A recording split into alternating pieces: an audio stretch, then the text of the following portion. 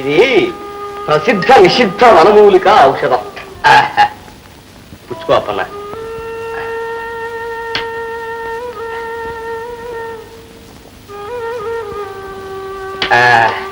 ఇప్పుడు నీకు బాగా విశ్రాంతి కావాలి.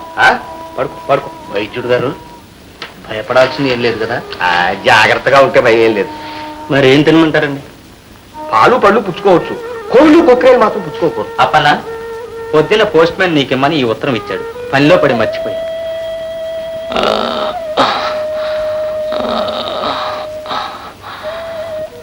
ఎక్కడి నుంచో.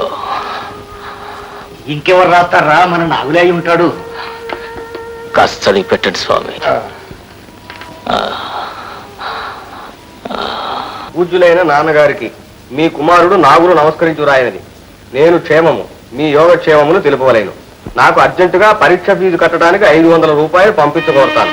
ఇట్లు మీ కుమారుడు నాగులు.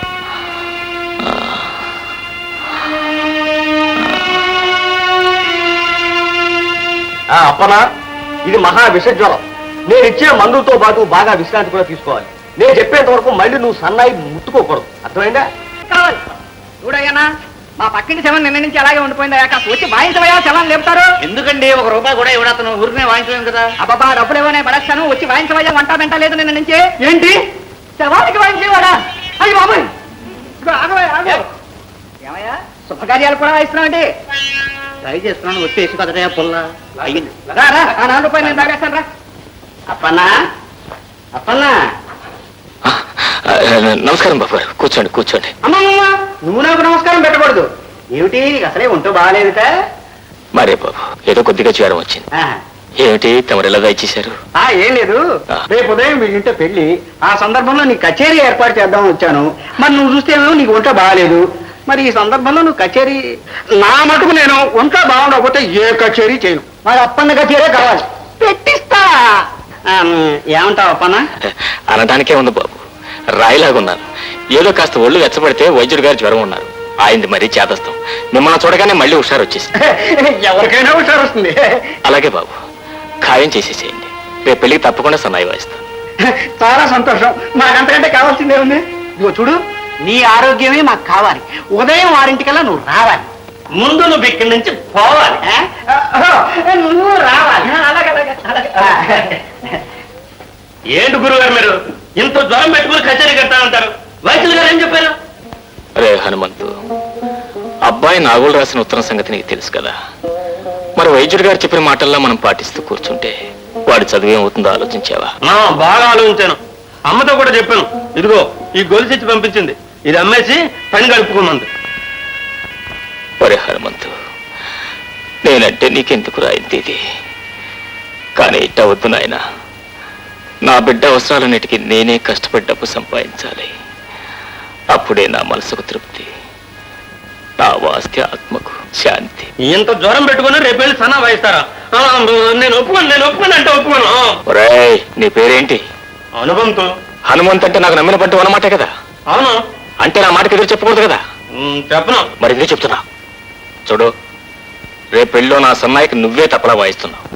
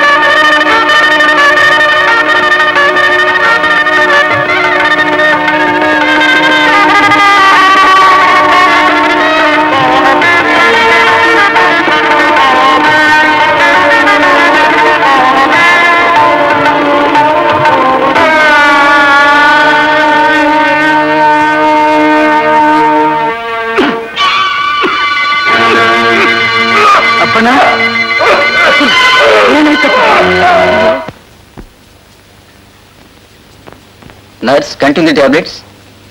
డాక్టర్ బాబు, మా అప్పనకేం ప్రమాదం లేదు కదా? ప్రమాదం లేదు, గండం గడిచింది. ఇక తొందరలోనే కోలుకుంటాడు. గురుగారు, ఉత్తరం వచ్చింది. స్వామి కాస్త పెట్టండి. ప్రియమైన నాన్నగారికి మీ కుమారుడు నమస్కరించి వ్రాయునది, నేను పరీక్ష పాస్ అయ్యాను. ఒక పుణ్యాత్ముడి దయ వల్ల ఉద్యోగం కూడా దొరికింది. ఆ పని మీదే నేను పై దేశాలకు రేపే వెళుతున్నాను. తిరిగి రావడానికి 4 ఏళ్లు పట్టవచ్చు. ఆచార్యులు గారు వ్రాసిన ఉత్తరం అందింది. మిమ్మల్ని చూడకుండా వెళ్తున్నందుకు క్షమించండి. ఇట్లు మీ కుమారుడు నాగులు. ఏరా అప్పన్న, ఇంకా మన నాగులు పై దేశాల నుండి తిరిగి రాలేదంటావా? ఏంటో బాబాయ్, ఒక ఉత్తరం లేదు, పత్రం లేదు, ఎక్కడున్నాడో ఏం చేస్తున్నాడు? మన నాన్న కూడా పేపర్లు పడింది.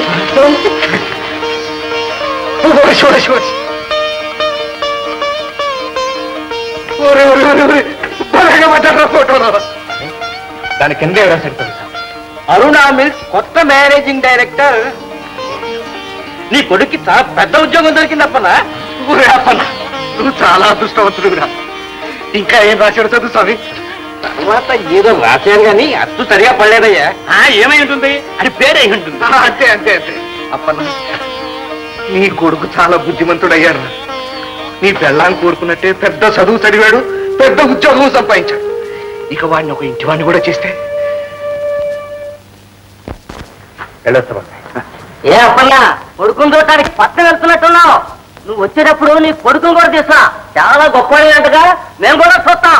ఒరే తీసుకోవడం ఏంట్రా, రాగానే మనందరికి పప్పు దప్పడాలు కూడా పెట్టిస్తాడు. నిజమేనా అప్పన్నా? నిజమేమిటో, ఊరంతా పందిరేసి బ్రహ్మాండంగా గడిపిస్తాను. చాలా సంతోషం అప్పన్నా. పెట్టలే ఇవ్వండి.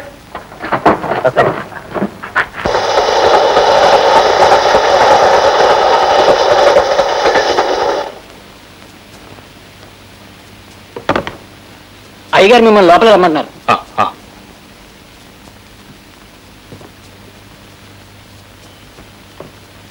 నమస్కారం బాబు గారు. మా నాగులు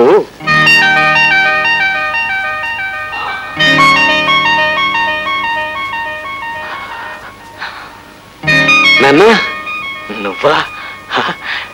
నేనెవరో దొరబాబు అనుకుని భయపడిపోయాను బాబు. నిన్ను పెద్ద చదువులు చదివించుకుని మీ అమ్మ ఏ ముహూర్తాన్ని కోరుకుందో దానికల్లా నేను నిజమైపోయాయి. ఇప్పుడు కనుక మీ అమ్మ బ్రతుకుంటే. ఏమిటి నాన్న? అబ్బే ఏమీ లేదు నాయన. నిన్ను చూడగానే నా కడుపు నిండిపోయింది. అవును నాగులు, విదేశాల నుంచి రాగానే ఒక కొత్త ముక్కనే రాస్తామని ఎంత ఎదురు చూశాను నాయన. తీరికెక్కడుంది నాన్న? తల మునిగే పనులతో తల తిరిగిపోతుంది. అవునవును, ఇక్కడ ఎవరు అంతా చూస్తుంటే నాకే తల తిరిగిపోతుంది. నీకేమిటి బాబు, ఈ పనుల్లో పడి నీ ఆరోగ్యం పాడు చేసుకోమాక. నాకేం నాన్న, నేను ఆరోగ్యంగానే ఉన్నానుగా. నాకంతకంటే కావాల్సిందే ఉంది నాయన. నేను రోజు దేవుణ్ణి కోరుకునేది కూడా అది. ఏమిటి నాన్న అలా చూస్తున్నావు? నేను చూడటం కాదయ్యా, మీరు కుమార నిన్ను సూటు బూట్లు మన ఊళ్ళో జనంగా చూశానంటే కళ్ళు చెదిరిపోయి అడిగిపోతానంతే. ఇది ఆఫీసు గట్టిగా మాట్లాడకూడదు. గట్టిగా మాట్లాడకూడదా? చిన్నగా మాట్లాడాలా? సరే మన ఇంటికి కదా. ఇల్లు కాదా? ఇల్లు వేరే ఉంది, ఇది ఆఫీసు. గట్టిగా మాట్లాడకూడదు, చిన్నగా మాట్లాడాలి. ఇటు ఇటు.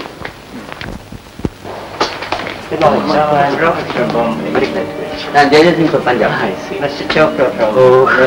I am Mukherjee from Calcutta. I am Ginjolwala from Ahmedabad. Welcome to consult regarding cotton. Oh, it is too late. Tomorrow exactly by 10 o'clock. Okay. Thank you, sir. Thank you. Thank you.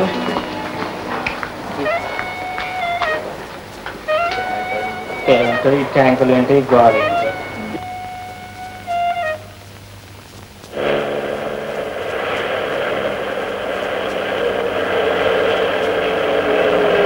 బాబు, నాకు తెలియగలుగుతాను, ఇది కారా విమానమా?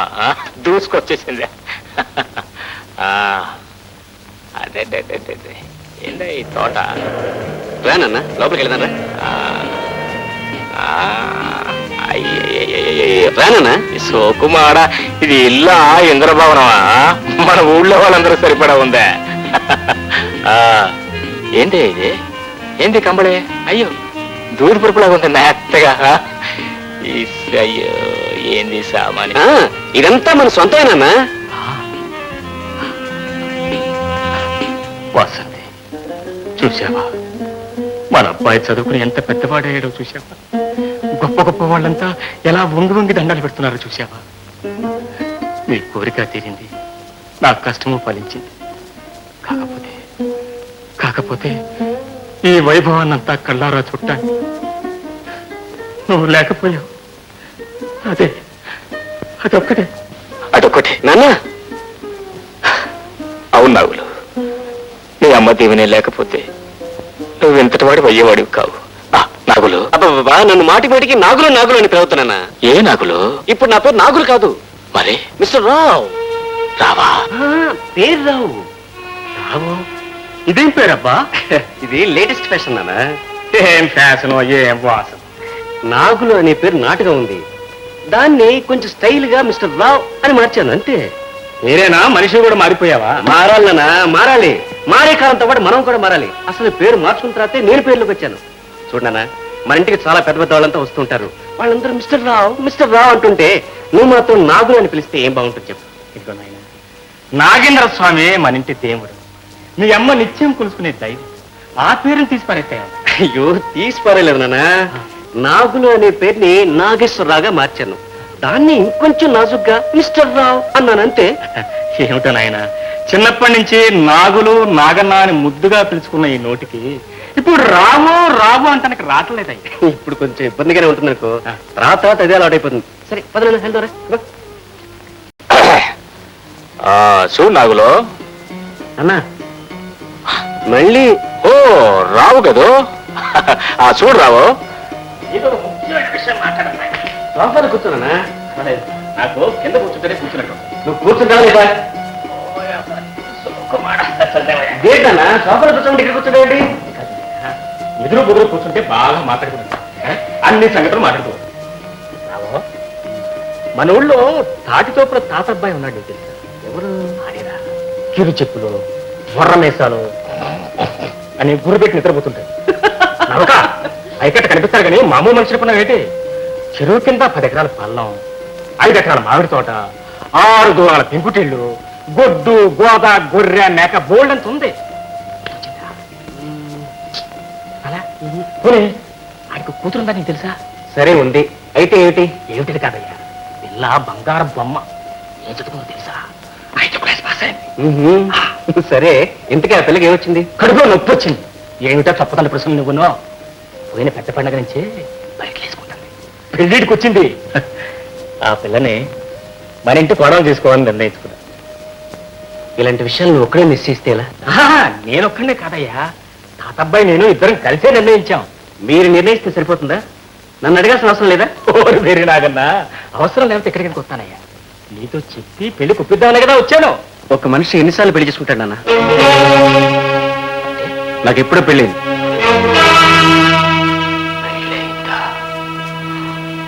నిజంగా అబద్ధాలు ఆడాల్సిన కర్మ నాకేం లేదు.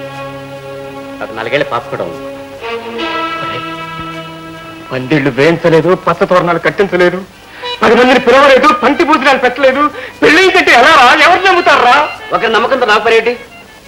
నేను register marriage చేస్తున్నాను. నీ నాన్న ఇంకా బ్రతికే ఉన్నాడని కన్న తండ్రితో ఒక్క మాట కూడా చెప్పకుండా పెళ్లి చేసుకోవడానికి మనసులో వచ్చిందయ్యా. పరిస్థితులను బట్టి మనసు మార్చుకోక తప్పలేదు.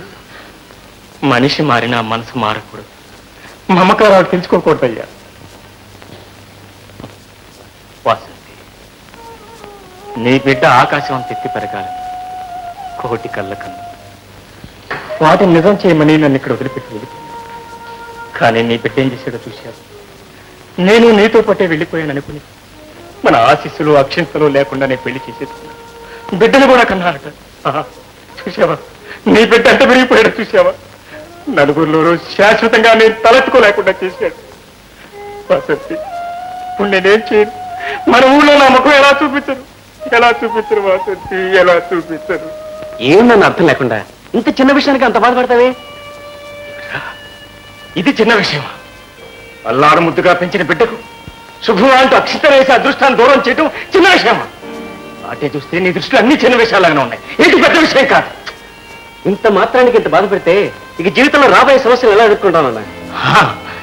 ఇన్నాళ్ళు గుడ్డొచ్చి పిల్లనెక్కించిందనేది సామెత అనుకున్నాను, కానీ అది నిజమని నువ్వు రుజువు చేసి. నాన్న, నిన్నేదో బాధ పెట్టాలని నేను ఈ పని చేయలేదు. నేను బిఏ పాస్ కాగాని నేను కల్లో కూడా ఊహించిన అదృష్టం ఒక కోటీశ్వరుడు రూపంలో నన్ను కరుణించింది. తన కూతుర్ని పెళ్లి చేసుకుంటే తన యావదాస్తి నాకు రాసిస్తానన్నాడు. నాన్న, నేను గొప్పవాణ్ణి కావాలనే కదా నువ్వు ఇన్నాళ్ళు కోరుకుంది. అందుకే నాన్న, కలిసి వచ్చే అదృష్టాన్ని కాలదనుకోకుండా పెళ్లి చేసుకున్నాను. వెంటనే విదేశాలకు వెళ్ళాను. అక్కడే పాప పుట్టింది. తిరిగి రాగానే అరుణా మిల్స్కి మేనేజింగ్ డైరెక్టర్ అయ్యాను. ఈ సిరి సంపదలకు అన్నిటికీ వారసున్నయ్యాను. ఇప్పుడు చెప్పు నాన్న, ఆనాడు ఆయన మాట కాదంటే ఇంత వాడినయ్యేవాడినా? కావునాయన, అయ్యేవాడివి కావు. అయినా నీకు ఇప్పుడు కావాల్సింది సిరి సంపదలే కానీ పెంచి పెద్ద చేసిన తండ్రి మనసు మమతలు కావు. వాడితో నీకు పని లేదు.